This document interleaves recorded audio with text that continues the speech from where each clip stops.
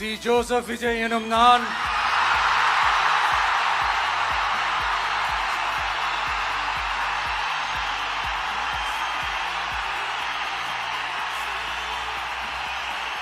சட்டப்படி அமைக்கப்பெற்ற இந்திய அரசியல் அமைப்பின்பால் உண்மையான நம்பிக்கையும் மாறா பற்றும் கொண்டிருப்பேன் என்றும் இந்திய நாட்டின் ஒப்பில்லாத முழு முதல் ஆட்சியையும் ஒருமையையும் நிலைநிறுத்துவேன் என்றும் தமிழ்நாட்டு அரசின் முதலமைச்சராக உண்மையாகவும் உளச்சான்றின்படியும் என் கடமைகளை நிறைவேற்றுவேன் என்றும் அரசியல் அமைப்பிற்கும் சட்டத்திற்கும் இணங்க